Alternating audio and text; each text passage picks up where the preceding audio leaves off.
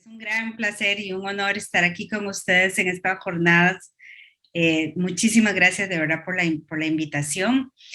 Lo que yo quisiera compartirles hoy es una presentación que tiene un poquito de todo, tiene unos conceptos muy básicos sobre el tema de corrupción, como para ponernos todos en el mismo reglón de qué estamos entendiendo por este fenómeno, y tiene también algunas pinceladas más, un poquito más técnicas, más elaboradas sobre cómo se procesa judicialmente la corrupción en Costa Rica. Entonces, con estos dos grandes objetivos, voy a empezar a compartirles mi pantalla para... ¿Pueden ver la pantalla? Sí, ahí están. Perfectamente, Evelyn. Correcto. Listo, gracias. Ay. Doña Evelyn, perdón. Ya, ahí. Sí, ya, perfecto, sí. Ok, sí, ya. Entonces, estos son como los dos grandes contenidos, unos elementos de carácter muy general, muy básico, y otros un poquito, como les digo, más técnicos judiciales. Tal vez empiezo con un poquito de historia, como se empiezan casi todas las presentaciones, ¿verdad? Este tema de la corrupción es un tema relativamente nuevo en la historia de la humanidad. No es sino como hasta principios de los 80 que empieza a adquirir una importancia y a verse como una problemática, sobre todo por ciertos movimientos internacionales que empiezan a tratar la corrupción ya como un fenómeno específico, una problemática de las democracias de los países. Justamente, digamos,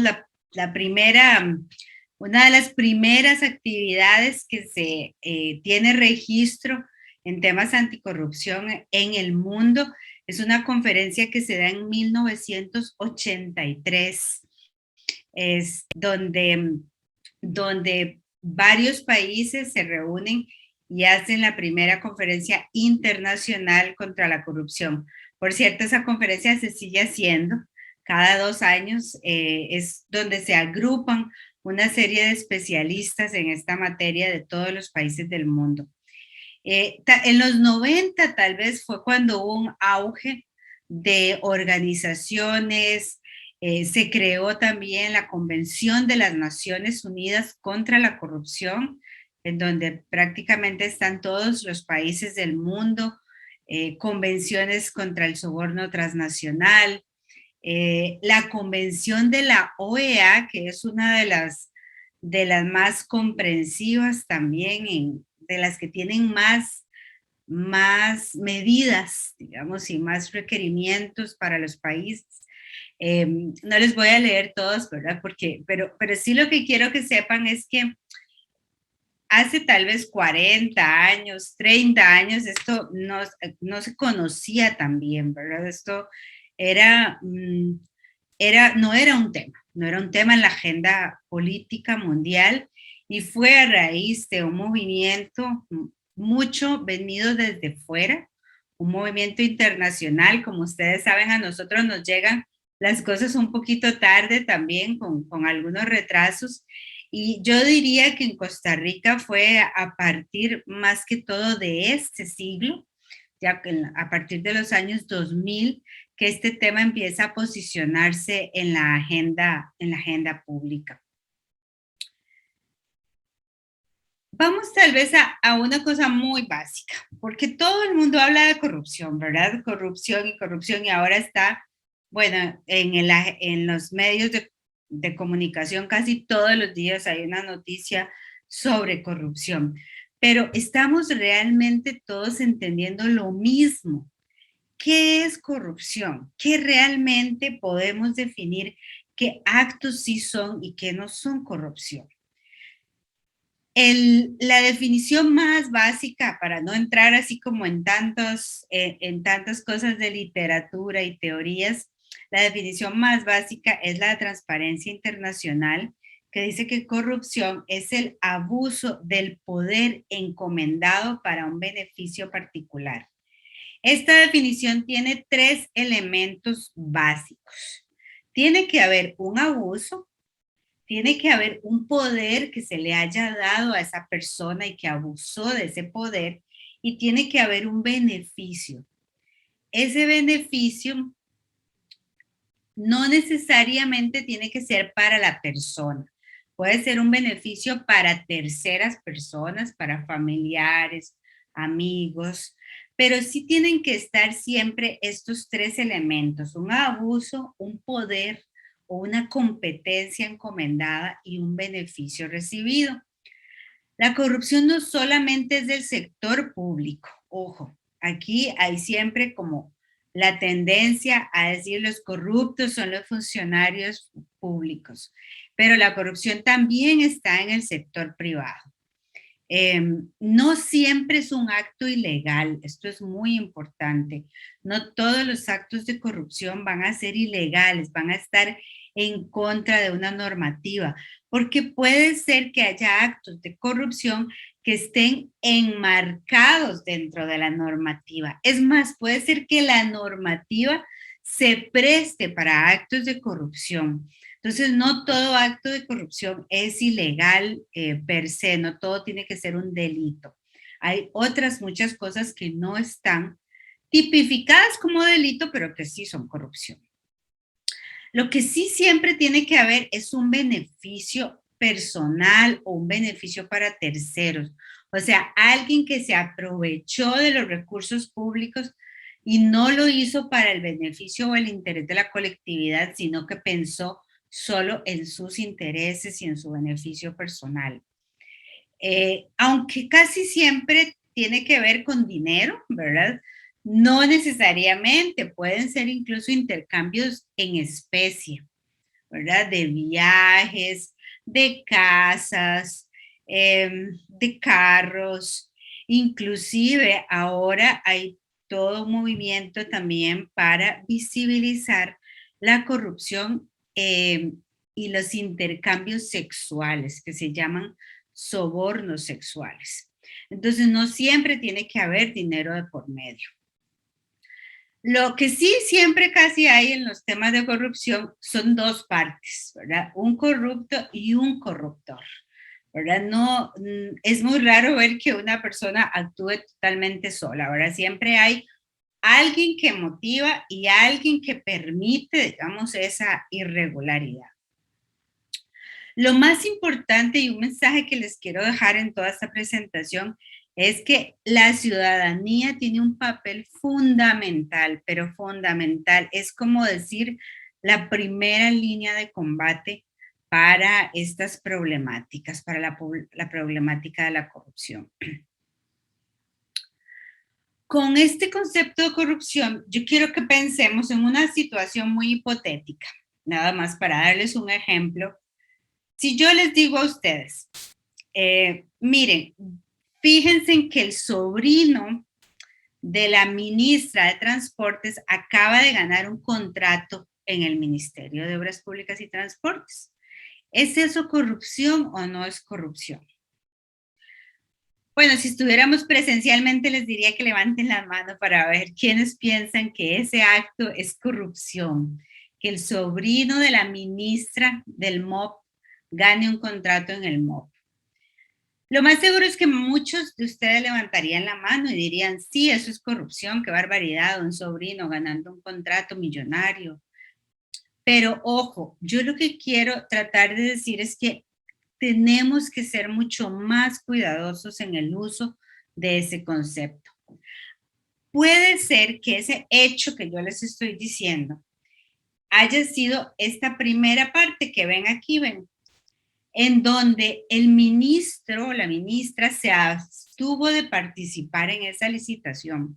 No tiene nada que ver en eso, es más, no sabe qué están haciendo sus subalternos y técnicos para esa contratación.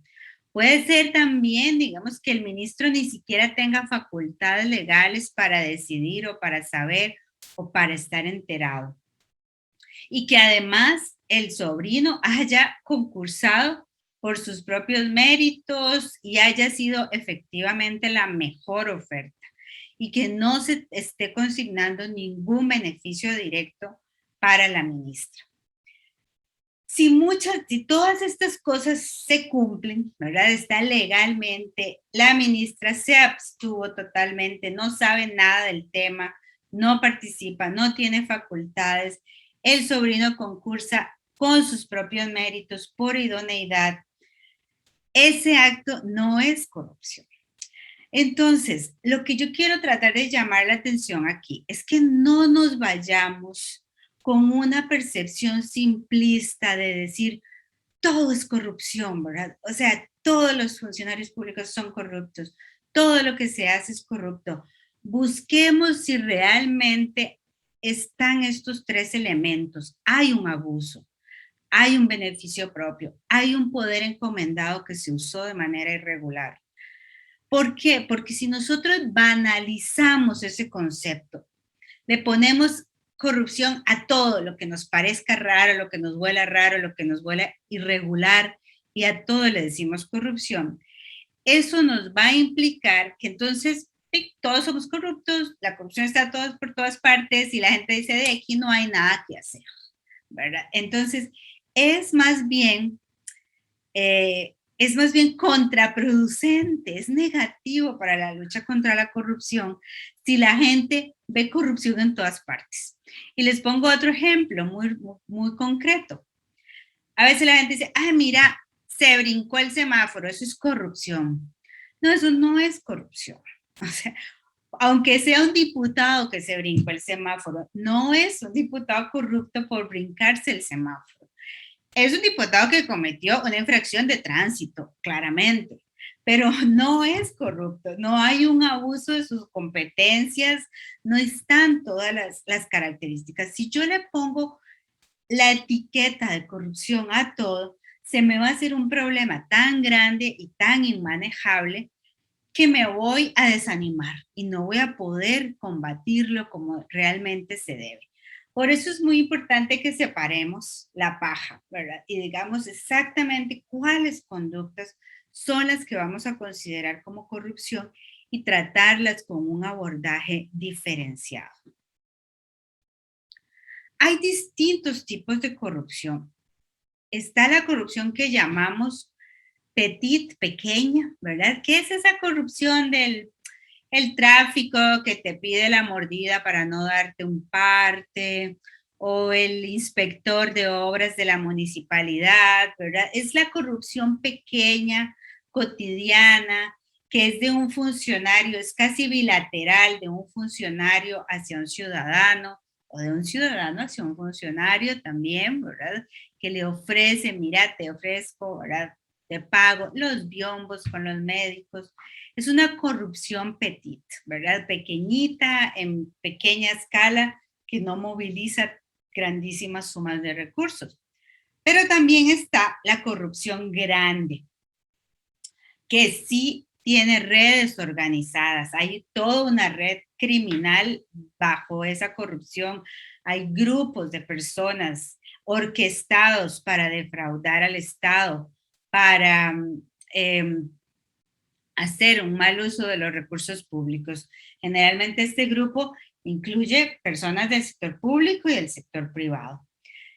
Y también está ya el último nivel, que es lo que llamamos la captura del Estado por medios corruptos, que es cuando ya el Estado no funciona, sino es con una coima, con una mordida, como decimos acá, de por medio. O sea, es un Estado que ya está totalmente capturado y tomado por prácticas corruptas, ¿verdad? Que ahí nada se mueve, no pasa nada si usted no paga para que pase. Y ya ahí está, digamos, incluso está dividido y está distribuido por grupos y por redes también criminales.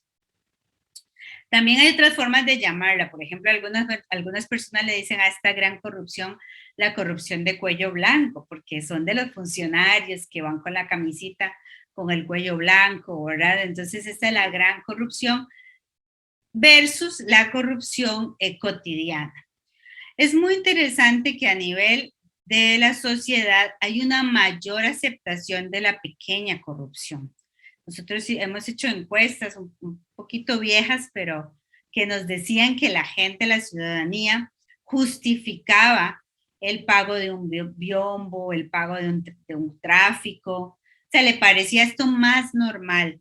Sin embargo, condenaban muchísimo más fuerte cuando era la gran corrupción de los políticos. Era casi como la diferencia entre pecados veniales y pecados mortales, ¿verdad? Habían unos que sí eran pecados, pero yo los podía justificar, pero habían otros que no se podían tolerar. Entonces, ahí hay diferentes niveles de tolerancia social que son un problema al fin de cuentas, porque lo que hacen es normalizar la corrupción, ¿verdad? Es como si, bueno, esto es normal, esto hay que hacerlo, de por sí hay que pagar. Entonces, con esa actitud y con esa cultura, digamos, de ilegalidad, es muy difícil de luchar.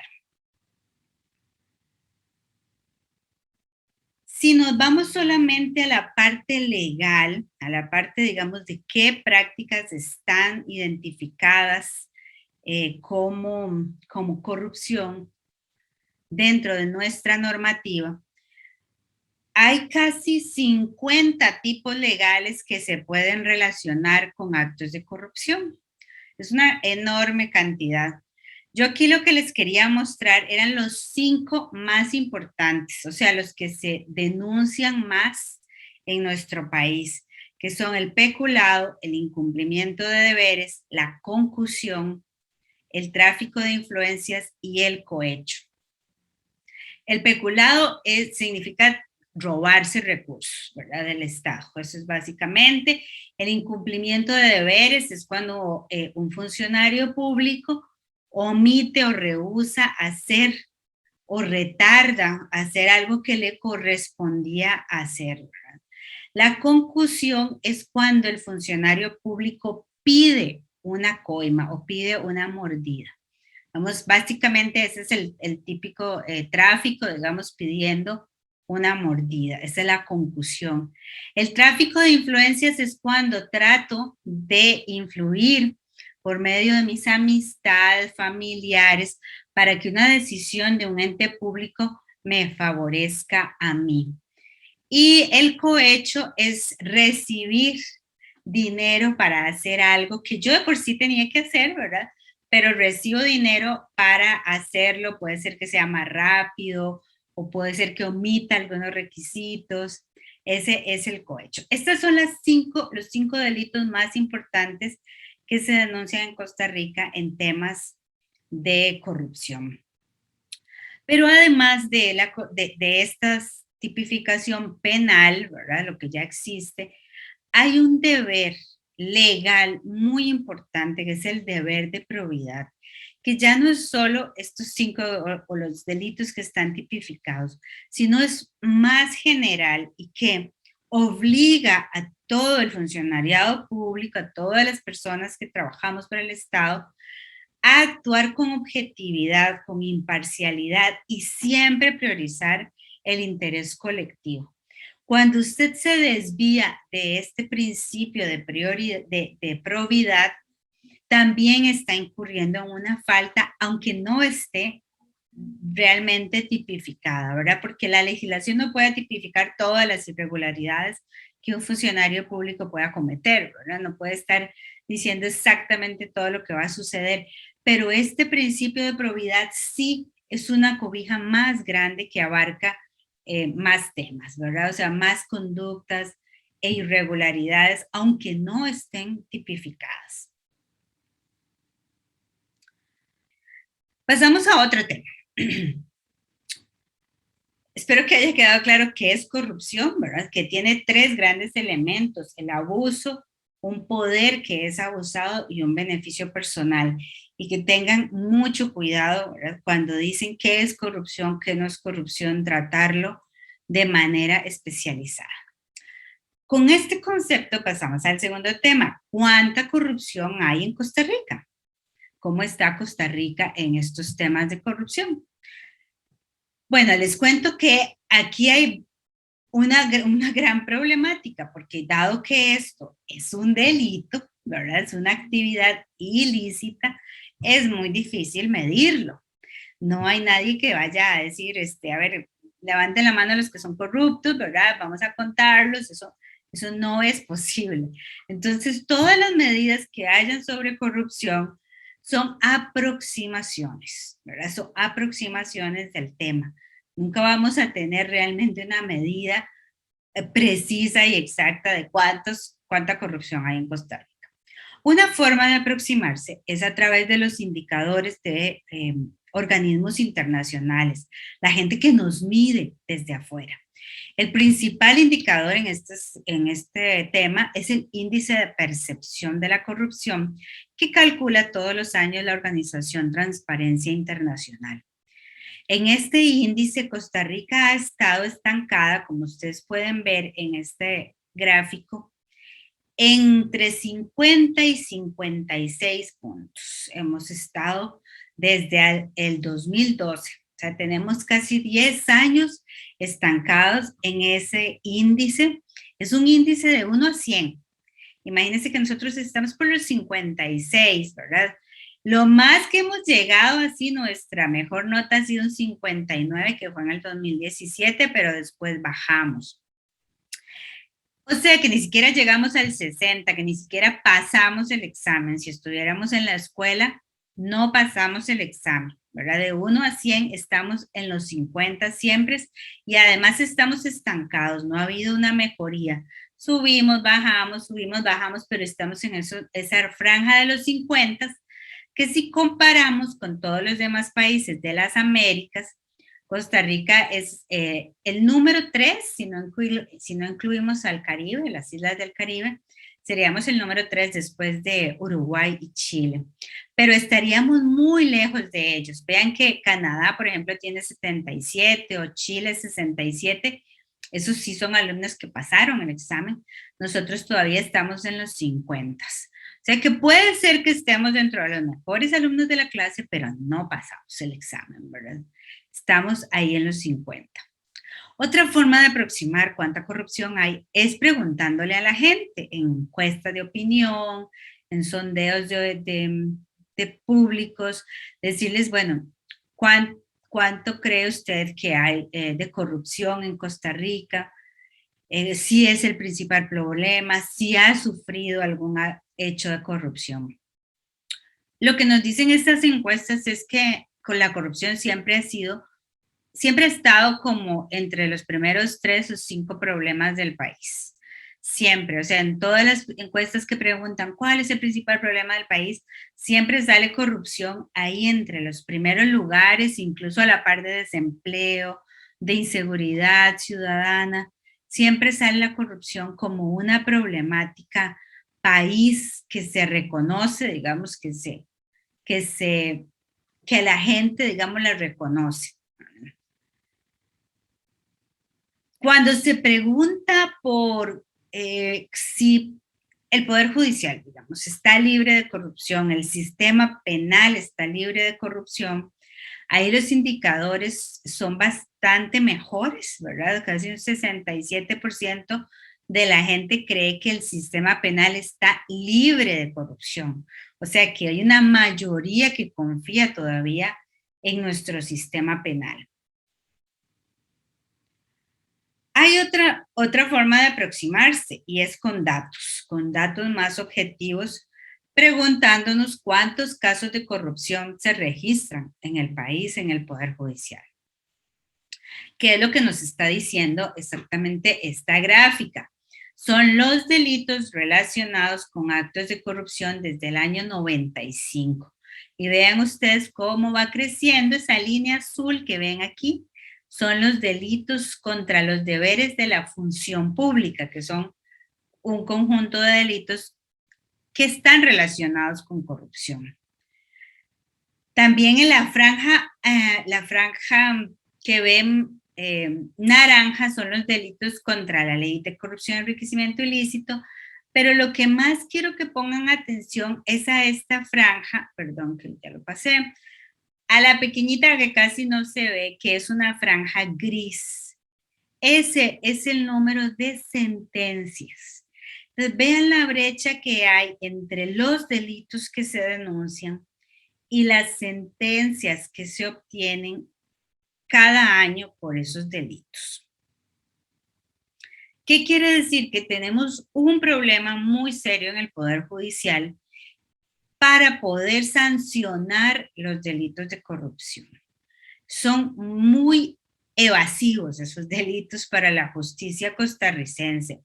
Pese a toda la robustez que tiene el aparato judicial, en este tipo de delitos, muy pocos casos llegan a una sentencia final. Solo un 7% de casos que vimos en una muestra del año 2017 llegaban a una sentencia. Véanlo aquí si quieren por tipo de delito. Solo este cuadrito, el negro, es una sentencia. ¿Qué pasa con las demás denuncias que llegan de corrupción? Bueno, o se desestiman, que es la franja azul, o se sobreseen.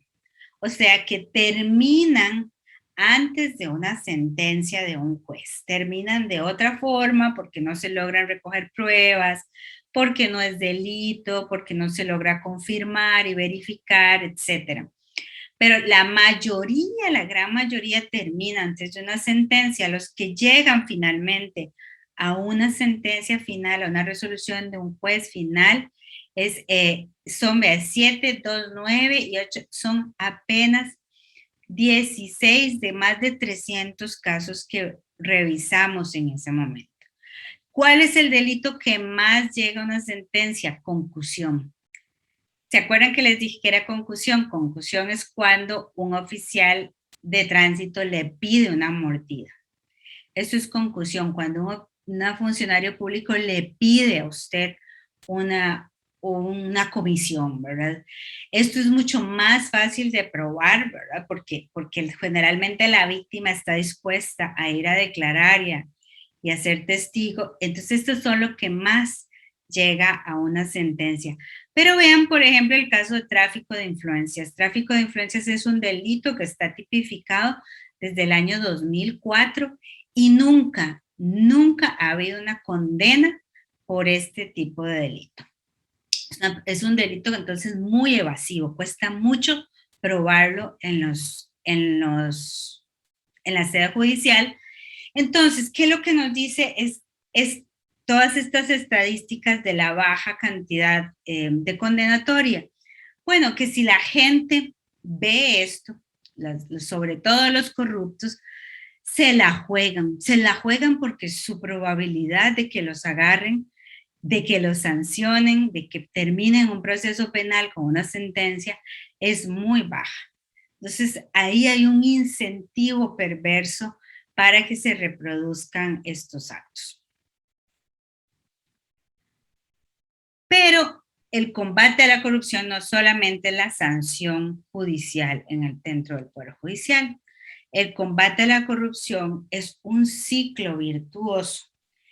Necesitamos no solo la sanción, sino que también la prevención, la detección, la investigación de los actos corruptos.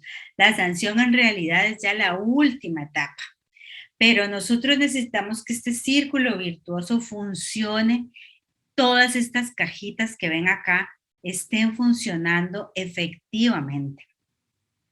Tanto la prevención, que es desde el hecho de crear hábitos culturales, incluso educar desde el hogar, desde la escuela, para que ni siquiera se nos ocurra, ni siquiera pensemos la probabilidad de un acto corrupto. Esa prevención va unida a que, bueno, si de esta educación y esta cultura todavía hay gente que se escapa de eso, ¿verdad? Que siempre lo va a ver, haya mecanismos de detección y de investigación para que eso se identifique y termine en una sanción efectiva. Entonces, todo este círculo virtuoso debe de estar funcionando. En Costa Rica la debilidad que tenemos sobre todo es en la prevención, que hay muy pocas actividades de prevención de la corrupción, y en la sanción final, porque ciertamente el país ha hecho mucha inversión en mecanismos de control, de detección y de investigación. Pero nos hace falta, digamos, como ya ponerle, digamos, el cascabel al gato, que es con la sanción final y con la creación de una cultura de legalidad en donde esto se vaya disminuyendo poco a poco y cada vez sean menos los casos que tenemos que detectar y sancionar.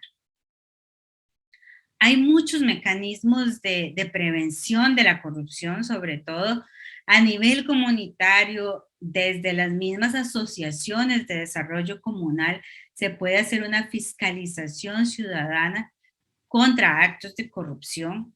Imagínense quiénes más que los vecinos que puedan ser fiscalizadores de obras públicas, son los que están más cercanos, son los que están ahí todos los días en la comunidad viendo si efectivamente llegó el camión con el material o no llegó, llegó vacío, llegó semivacío. Bueno, los vecinos juegan un rol muy importante. En las municipalidades también hay órganos, las comisiones que son integradas por vecinos más funcionarios municipales tienen un rol muy importante en temas de transparencia, de rendición de cuentas, de involucramiento ciudadano. Entre más ojos hay menos probabilidad de que hayan actos de corrupción, porque entonces tendrían que esconderlos de tantos ojos que se haría muy costoso, ¿verdad? Y menos lucrativo. Instituciones cercanas que nos importan, meternos en la Junta de Educación, en el Comité de Deportes, en la Junta de Salud. Hay muchas instituciones que tienen mecanismos de participación ciudadana por medio de los cuales podemos promover esta, digamos, esta apertura de las instituciones y que con la apertura y el involucramiento de más ciudadanía se desincentiven las prácticas de corrupción. A nivel nacional, por supuesto, tenemos una gran cantidad de órganos, desde la Contraloría General de la República, que tiene mecanismos de denuncia, inclusive electrónicos, anónimos, hasta la misma Fiscalía, que tiene una Fiscalía especializada anticorrupción. A nivel nacional, tal vez es donde están, digamos, las mayores fortalezas en estos temas.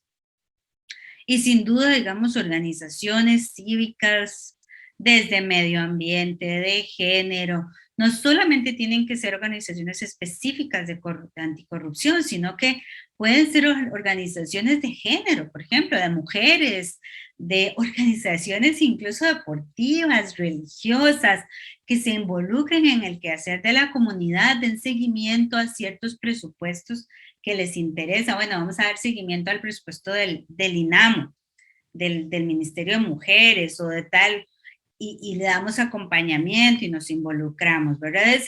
Es una sociedad civil, digamos, un poco más especializada, que uno esperaría que tuviera más herramientas para hacer investigación y procesamiento de datos y digamos, levantar algunos temas importantes.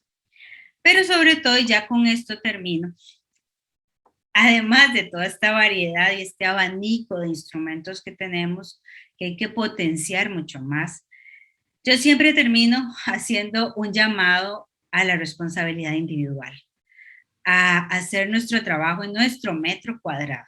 Eso es lo que yo digo, bueno, empecemos por nuestro metro cuadrado, y nuestro metro cuadrado significa que cuando nos presenten alguna opción de hacer alguna de estas irregularidades, digamos que no.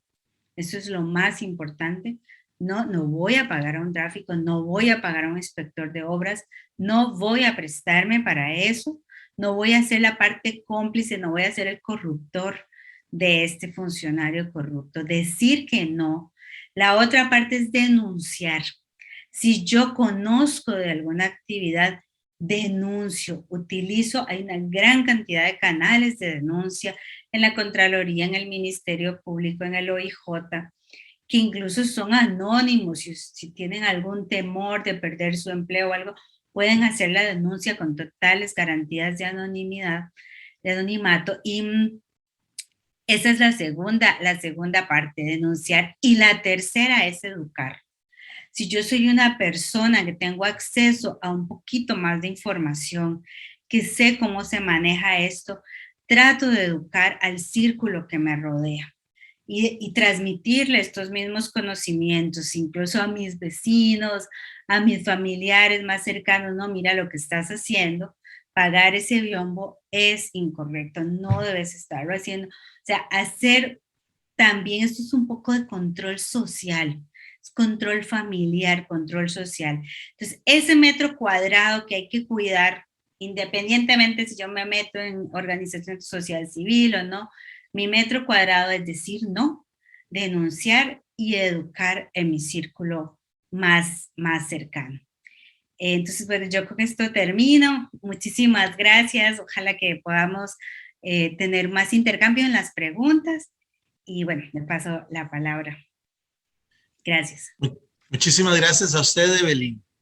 Antes de darle la palabra a los participantes con las preguntas, quisiera invitar a Juan Carlos Chavarría a que nos hable en este momento de participación ciudadana como complemento de esta reflexión. Bienvenido, Juan Carlos. Muchísimas gracias. Muchísimas gracias, Padre Alexis. Voy a compartir pantalla con su permiso. ¿Ok?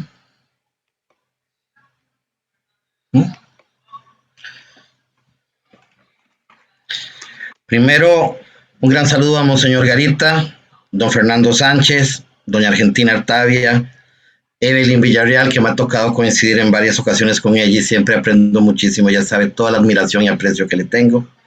Don Padre Alexis, gracias. Y a la organización por poderme dar la oportunidad de dirigir a ustedes. Obviamente me toca muy difícil después de una jornada de tan buenas exposiciones y además ser el último de noche siempre es un poco complicado. Así que intentaré hacerlo lo más coloquial y dinámico posible. He titulado la presentación La participación ciudadana como apostolado para el bien común, construyendo la Costa Rica fraterna del segundo milenio.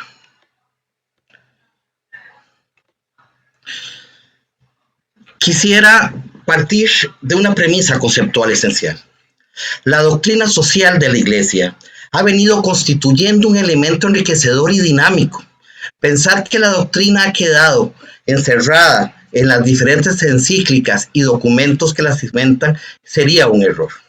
Encontramos, por ejemplo, que en Frangeli Tutti observamos una integración y evolución de esos conceptos. Inclusive la posición y vocación hacia la dignidad humana como centro de la acción, es decir, el respeto pleno a los derechos intrínsecos del ser humano. De esta manera, encontramos que un conjunto de elementos interrelacionados a nivel doctrinal se convierten en la guía esencial que debe seguir un buen católico si quiere intervenir en política y en sociedad. Estos elementos que creo que se complementan con el principio de caridad en sentido más amplio, como lo dijo Benedicto XVI en Caritas et Veritate, es dar lo más que se pueda y de manera justa, es decir, generar justicia social, dándole a las personas lo que se merecen. Dentro de ese elemento de la dignidad humana, ese punto focal, que el ser humano debe ser el centro de la acción pública y de la colaboración con las otras personas que conforman la comunidad, se enmarca en el principio de solidaridad, el principio de que es que juntos podemos construir ese bien común. El principio, voy a dejar el de participación al final, después el concepto de subsidiariedad. El principio de subsidiariedad, sobre todo si vemos Frangeli Tutti, tiene un replanteamiento importante, no es como lo han querido dibujar, como un estado mínimo, sino como un estado ágil que complementa el esfuerzo que realiza el ser humano bajo su libre albedrío para generar bienestar. De la misma manera, tenemos el concepto del destino universal de los bienes. Es decir, los bienes fueron dados por Dios para el disfrute y el bienestar humano. Y si bien consideramos que la propiedad privada es un elemento esencial de la generación de la riqueza, esta queda supeditada al logro del interés y el bienestar. Ahí nuevamente tenemos que partir del concepto de caridad, que es el pago justo y equidad. De esta manera, observamos también que al fin y al cabo, toda acción social y colectiva integrada a la subsidiariedad del Estado también debe buscar el bien común. El bien común no es que mi grupo o mi segmento o mi cámara esté bien. Significa pensar en el interés fraterno, como lo dice Frangeli Tutti, en mi hermano cercano, pero también en el lejano. Esos conceptos esenciales o esos principios se transforman en un valor esencial sobre el cual debemos guiar nuestra acción. Es decir, si queremos construir una Costa Rica del milenio adecuada, debemos partir de esos principios que nos diferenciaron. Cuando me hablan que es necesario recortar los recursos de la caja e intentar plantear más seguros privados, pregunto yo si esa solidaridad sobre la que se basa la Caja Costarricense del Seguro Social, y no digan que, no quiero que piensen que digo que todo tiene que estar como está, no hay que mejorar los sistemas de recaudación y llevarle recursos a la caja, pero afectar el principio solidario de la Caja Costarricense del Seguro Social es traicionar la base que nos permitió evolucionar en el pasado y tener índices de salud encomiables. Bajo ese principio, tenemos que entender que la situación no es fácil. Vivimos en un trastorno de alta volatilidad de los sistemas democráticos. Encontramos profunda desigualdad. Aunque ya lo vieron, tengo que citarlo. Costa Rica es uno de los países más desiguales del mundo en términos del coeficiente de Gini. Parece que el modelo de desarrollo seguido en los años 80, que generó elementos y diversificación de la producción, también ha generado la concentración y fuga de capitales, no generando encadenamientos productivos y por consiguiente un entorno de bienestar más generalizado de la sociedad. En esto, la encíclica del Padre Francisco es clara. Hay reglas económicas que resultaron eficaces para el crecimiento, pero no así para el desarrollo humano integral, como lo dice Frangeli Tutti. La pandemia nos ha interpuesto profundos retos como costarricenses y en el mundo, pero también se convirtió en ese ácido que se le echa a la juguetería de bisutería, en la cual podemos darnos cuenta si es oro o no. Porque nos dimos cuenta que el modelo de inclusión, de producción y de las dinámicas económicas y sociales de nuestro país estaban cubiertas por una frágil pintura y detrás de ella había un craquelado en la pared, que nos obligan a actuar como sociedad, superando el exigirle al Estado para ser proactivos en la dinámica social que garanticen las grandes transformaciones. Bajo esta perspectiva, tenemos que reconocer que la sociedad de hoy no es la sociedad del ayer. Es una sociedad donde los mecanismos electrónicos, el concepto de ciudadanía digital, establece nuevas relaciones de poder y, por qué no decirlo, a veces desplaza a muchos ciudadanos. Por consiguiente, es necesario encontrar mecanismos de equidad dentro de esa dinámica de la revolución 4.0 que no podemos evadirla. Pero como también cita Frangeli Tutti, la tecnología a veces acerca a las personas, pero nos separa de la fraternidad. Encontramos también sociedades mucho más diversas y complejas, con demandas cada vez más difíciles de complacer. Entonces, bajo esa perspectiva, si el Estado no puede complacerlas todas, el voluntariado inspirado en el principio de caridad y solidaridad, la participación activa que nos decía Evelyn, no solamente para la fiscalización de la hacienda pública, sino también para el encuentro de soluciones, se vuelve algo esencial. Este domingo tuve la oportunidad de participar en el primer encuentro de voluntariado en Costa Rica. No sé si ustedes sabían que Costa Rica carece de una ley de voluntariado, que Costa Rica no tiene un registro ni una política pública que permita promover en forma activa ese principio fundamental de un católico, que es colaborar en la procura del bien común. Y es un reto que debemos asumir como sociedad con cara al siglo XXI. De la misma manera, tenemos que entender que en nuestra sociedad existen grandes desigualdades y que con un principio de fraternidad responsable debemos afrontarlas y no volver la cara atrás. Por ejemplo, el respeto y equidad a la mujer. El viernes pasado, el Departamento de Participación Ciudadana, el cual dirijo, pudo colaborar en la firma del documento contra la violencia política contra las mujeres, que es existente, es real.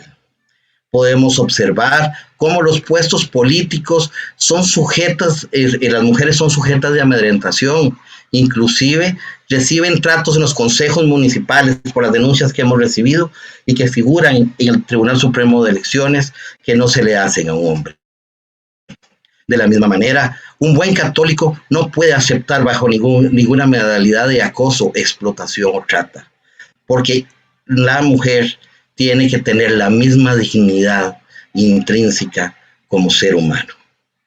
De la misma manera, si bien ya no existe como tal esclavitud, los niveles de explotación, las dinámicas económicas tienden a sumergir a muchas familias en gran necesidad económica y obligadas a desempeñar trabajos de manera abusiva. Por lo consiguiente, es obligación solidaria evitar que esto se dé como sociedad y como Estado. De la misma manera, como ya lo mencioné, las tecnologías deben ser utilizadas como un medio para el desarrollo humano y no como un mecanismo de separación y marginación. La participación ciudadana fortalece la representatividad democrática. A veces cometemos el error de pensar que existe democracia representativa y democracia participativa como carriles separados. Tal vez eso se encuentra dentro de la comodidad del arqueotipo teórico o conceptual que nos enseñaron en las universidades los que somos politólogos y nos encontramos cómodos desarrollándolos inclusive para dar clases. Pero la dinámica social de nuevo superó las expectativas académicas y ahora el entretejido social, el acceso a la información y las tecnologías hacen que forzosamente la ciudadanía tenga que ser incluida dentro de las grandes decisiones. Bajo esa perspectiva, resulta fundamental comprender que las sociedades tienen que inspirarse fundamentalmente en el apoyo de los sectores, como dice la Agenda 2030, que quedan más rezagados. Cuando hablamos de participación ciudadana, tenemos tenemos un amplio desarrollo, como dice Evelyn, también tema de corrupción relativamente reciente. Pero encontramos, por ejemplo, la Carta Iberoamericana de Participación Ciudadana en la Gestión Pública, encontramos documentos importantes desarrollados por la Comisión Económica para América Latina, la CEPAL, encontramos los análisis de gobernanza y la visión de gobernanza desarrollada por la OSD, obviamente la Alianza para un Gobierno Abierto, prefiero utilizar las siglas en español, y la Agenda del Milenio. En el caso costarricense, tenemos la arquitectura constitucional y normativa que favorece la participación ciudadana. El asunto es si realmente lo utilizamos. De esta manera, encontramos, como dice la encíclica, lo que se necesita es que haya diversos cauces de expresión y de participación social. Bajo esa medida, el artículo 9 de la Constitución Política le da a la ciudadanía el rango de poder y por consiguiente el mismo posibilidad de incidencia en las grandes decisiones que el poder ejecutivo, legislativo, judicial. El análisis del artículo 11 nos ubica que los funcionarios públicos somos simples depositarios de la autoridad. Es más, me animo en la confianza de este claustro académico contra mi sentido común como funcionario público de la Asamblea Legislativa, decir, al fin y al cabo, que es el presidente de la República y los 57 diputados y diputadas, son funcionarios públicos contratados a plazo por 4 años para servir y representar los intereses legítimos de la ciudadanía. El artículo 27 de nuestra Constitución nos garantiza la libertad de petición en forma individual y colectiva ante cualquier funcionario público o entidad. Y el artículo 30 se garantiza el libre acceso a los departamentos administrativos con el propósito de informarnos de los asuntos de interés público. Pero sin embargo, tengo que comentarles un secreto que queda entre nosotros. Un secreto a voces, ¿verdad, Evelyn? Que Costa Rica es uno de los 3 países de la región que carece de una ley de acceso a la información pública. Eso nos ha generado problemas a nivel internacional, dado que esta ley es esencial dentro de los diferentes índices de transparencia y los índices de democracia dentro de la región. De la misma manera, Costa Rica carece de una ley operativa o reglamento sobre la ética y probidad de los diputados de la Asamblea Legislativa. Usted llega a la Asamblea y tenemos un código de ética para nosotros los funcionarios, pero sin embargo, la reciente publicación del índice de transparencia parlamentaria, como dice doña Evelyn, que ella lo dice porque ella es muy elegante, yo soy de las vueltas de la Guásima de Alajuela, entonces yo digo, mal de muchos, consuelo de tontos. Permítame ser del Parque de los Mangos. Entonces, bajo esa perspectiva, encontramos que Costa Rica ocupa el segundo lugar del índice de transparencia con una calificación, Evelyn, me ayudas, del 55, más o menos en números redondos del 55%.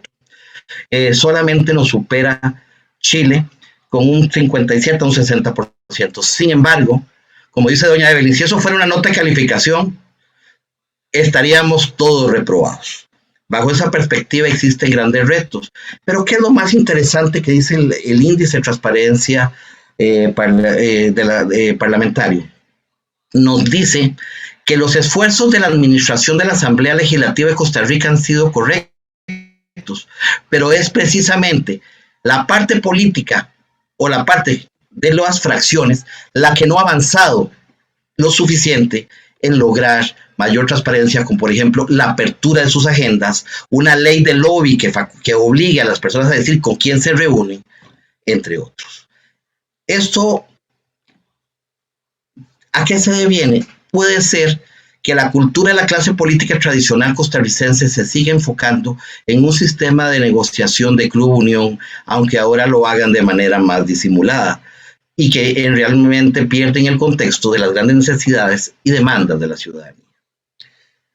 ¿Qué es participación ciudadana? Hay un estudio de la Universidad Católica de Chile, muy interesante, donde a nivel de América Latina se le preguntó a los ciudadanos y ciudadanas, yo creo que Argentina y Evelyn conocen este estudio, si la participación ciudadana era positiva, y todo el mundo dijo que sí, que era necesaria, pero cuando se le preguntó a los sectores empresariales, a los representantes del sector sindical, a los representantes de la misma academia, a los representantes del sector público, ¿qué era?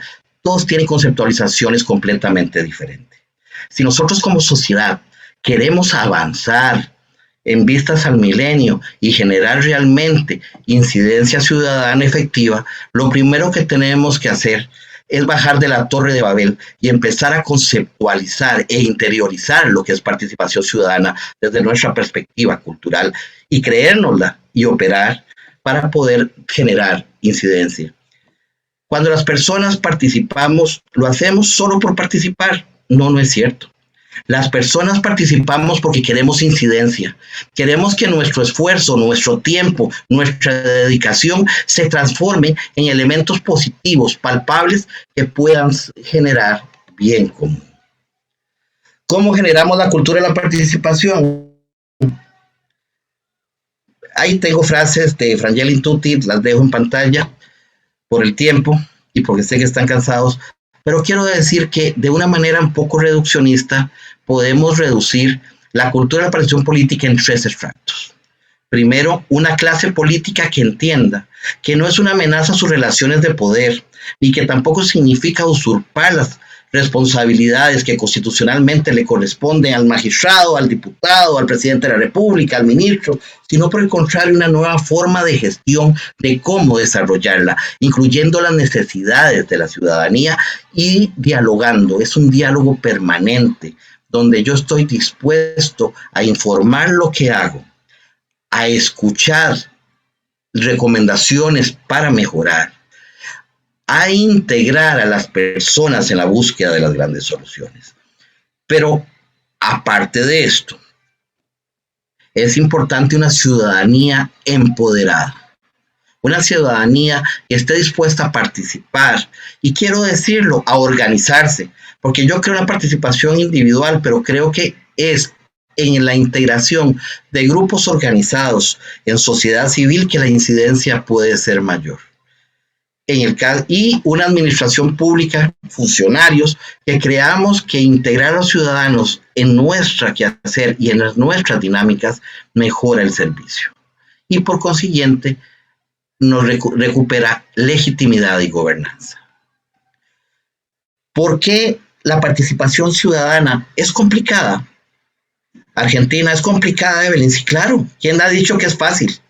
Pero ¿quién ha dicho que lo que vale la pena es fácil? La participación ciudadana primero nos permite identificar efectivamente los problemas, porque a veces los partidos políticos, las instituciones entran a una caja y creen que las dinámicas internas de sus resoluciones escritas en papel realmente representan y reflejan los deseos y anhelos de la gran ciudadanía. Y a veces encontramos que lo que hace la administración corre por un canal y lo que quiere la ciudadanía por otro que cada vez más se aleja. Por eso la imagen de la lancha tirando agua abajo y el otro pensando que nada está pasando es más común de lo que se cree. Ya voy a entrar a partidos políticos y asamblea. Es más, voy a hacerlo de una vez. Doña Evelyn, usted me defiende, por favor. Vea, a veces la Asamblea Legislativa cree que las dinámicas de los grandes proyectos se negocian entre ellos, entre 57 divididos en fracciones, discutiendo lo que debe ser el futuro de Costa Rica. Inclusive dicen, yo no estoy aquí para ser popular, hago lo que tengo que hacer. El problema es que sí hay incidencia, pero no es incidencia equitativa para todas las personas. Y a veces se aplica que el que tiene más galillo, ya me salió otra vez el Parque de los Mangos, toma más, el que tiene más galillo toma más pinol. Entonces, ¿qué sucede? Esa pérdida de contextualización hace que muchas veces las leyes que salgan no son las correctas.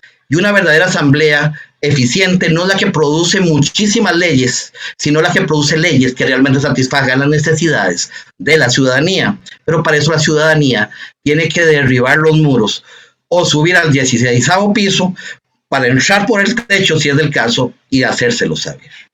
Otra manera es que la co-creación o participación ciudadana aproveche inteligencias colectivas, es decir, nos permite desde diferentes enfoques y visiones, en el principio más propio de la solidaridad cristiana, encontrar soluciones conjuntas.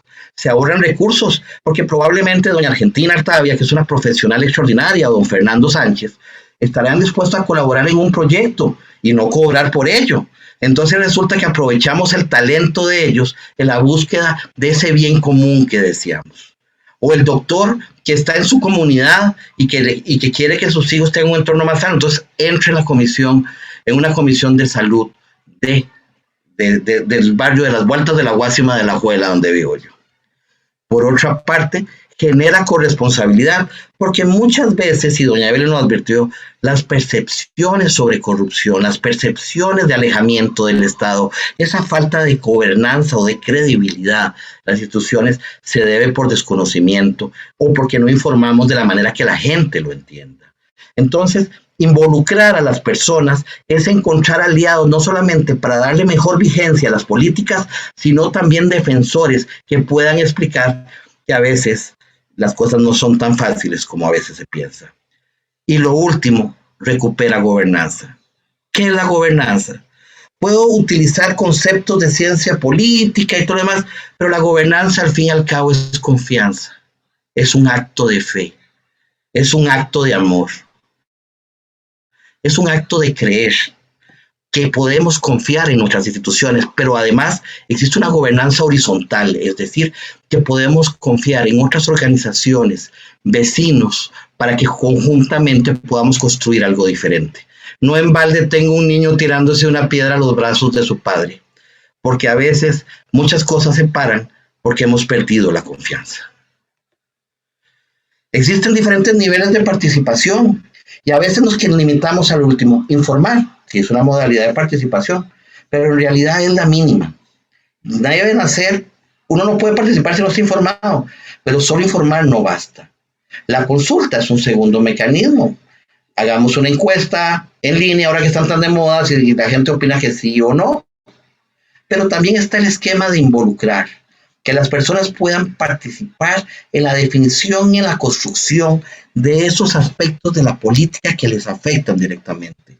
La colaboración, que es establecer relaciones efectivas que conlleven todo el proceso. ¿Saben cómo lo veo? Ustedes me ven con saco y corbata, pero yo estuve en la asociación de aguas de mi barrio y todavía estoy y me siento muy orgulloso. Después de 30 años de lucha ya tenemos agua de AIA y me hace sentir muy contento, porque he dicho que el pozo ya se estaba secando. Pero además estuve en la asociación de desarrollo de mi comunidad. Y en ella encontramos que un colón se convierte en 5, porque cuando hay que construir la carretera, si hay que hacer el turno, lo hacemos. Si hay que darle gallo pinto a la gente que viene a trabajar, se los damos. Si es necesario sacar nuestro tiempo, y aunque no lo crean, volar pico y pala, aunque vean que ampollas me quedaron, también se hace. Y lo último es empoderar. ¿Cuál es la mejor expresión del empoderamiento? La votación democrática, donde son ustedes, y solamente ustedes, los que definen. Padre, me queda muy poco tiempo, me emocioné demasiado. Voy a ser mucho más rápido, porque esa sonrisa de complicidad me dice, no respire. Ok, sí, pero el tema es, participar es bueno, pero participamos los costarricenses. Quiero decirles que de las sociedades con menos niveles de participación de la región es Costa Rica. Generalmente, como lo vemos en la gráfica, los costarricenses consideran que la participación es importante. Pero ¿qué sucede? No nos involucramos. Yo, cuando vienen estudiantes, les digo, eso es como cuando vemos el partido de fútbol desde la gradería. Seríamos mejores porteros que Keylor Navas, porque ese gol no nos lo hubieran metido a nosotros. No hubiéramos tenido el error del árbitro, pero cuando nos dicen que bajemos o que es una liga infantil, nos volvemos a ver al lado y decimos quién es el que va a bajar. La participación ciudadana es un mecanismo efectivo, pero en esto quiero citar rápidamente el caso de doña Ana Díaz, investigadora de la Universidad Nacional Autónoma de México, donde en forma muy resumida lo que dice ella es que cuando se utilizan mecanismos de participación ciudadana y no dan los resultados deseados, tendemos a culpar a la participación ciudadana, cuando lo real fue que las metodologías o mecanismos, a veces impuestos desde arriba, no dieron los resultados positivos. Voy a brincarme esto. A nivel electoral, existen diferentes formas de participación política y es nuestra obligación, como dice Frangeli, tú debes hacerlo bajo el principio de solidaridad. Pero está, por ejemplo, participar en organizaciones ecologistas, en el voluntariado. Por ejemplo, la Federación de ONGs de Pacientes de Costa Rica. Tenemos Cáritas, pero también tenemos la participación en partidos políticos. ¿Y por qué participar en partidos políticos? Porque si los buenos católicos no participamos, los buenos cristianos no participamos en partidos, ¿a quién le estamos dejando los campos? Entonces, ¿qué tenemos que hacer? La participación política desde una perspectiva del sufragio responsable como católicos tiene que trascender de ir a votar. Y no digo que no lo hagamos, es importante, pero también tenemos que informarnos. Tenemos que dejar de reproducir noticias falsas que pueden cuestionar el sistema sin que sean reales. Y además, dentro de lo posible, involucrarnos y ser agentes de cambio de los partidos políticos. Esta estadística está un poco desfasada. Antes de que doña Argentina Artavia me pegue la regañada por WhatsApp, yo estoy claro que el último estudio de abril del CIEP dice que más o menos el 87% de los costarricenses se declaran sin un partido político. Nuevamente, que ya don Fernando que lo expuso, en el caso del Latinobarómetro el promedio es 10. Sin embargo, ¿a qué se debe ese desencanto con los partidos políticos? ¿Será que los partidos han perdido su rumbo como una gran sala de diálogo para llegar a acuerdos al interior de ellos? Y eso ha generado precisamente que la falta de movilidad y capacidad de diálogo atomice los partidos políticos en diferentes grupos cada vez más sectoriales y menos inclusivos. Pues no voy a hablar mucho sobre eso porque ustedes ya lo llevaron. Entonces, ¿será que los partidos políticos y las personas que lleguen a ellos bajo esa percepción de fraternidad deben hacerlos abiertos. Ya los costarricenses no quieren comprar la acción del club, es decir, no quieren ser militantes, pero sí tienen derecho a estar informados de lo que se hace en los partidos, de los recursos que utilizan de los partidos, de los compromisos políticos de los partidos. Porque recuerden que de acuerdo a los índices de percepción, después de solamente superando a la Asamblea Legislativa, se encuentran los partidos políticos. Para que don Alexis no me regañe más, quiero cerrar con este pensamiento de un papa que a todos los he respetado, pero tengo que decir que particularmente será por mi posición de formación en la doctrina y por mi participación social que me ha llegado al corazón, como es el Papa Francisco, cuando dice: una persona que empieza en construir muros y no en construir puentes no es un cristiano. Un partido político o una organización que tiende a separar no es una organización.